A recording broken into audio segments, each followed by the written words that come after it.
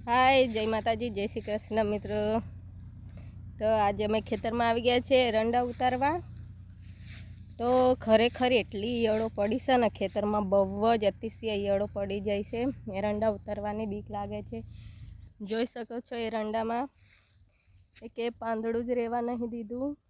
जोई शको छो पाछळ तमे घरवाळो तो कहे के तने ज खाई जाय हके ईयळो, पण एवुं नहीं। खरेखर बहु ज ईयळो पड़ी है। तो ईयळो मरी जाए एवी कोक दवा बताड़जो। कमेंट में जरूर थी कहजो कि आना माटे दवा आवशे ईयळोनी। जोई शको छो तमे पाछळ पण एकाएक પાંદડું बधा खाई गया है। आ एरंडाना પાંદડા देखा नहीं, अमुक अमुक देखाय छे।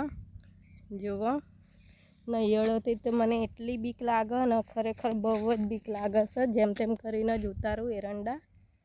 जुओ जो પાંદડા बधा खाई जाय है ए रीते जोई शको छो तमे। आवा कातरा पड़े छे।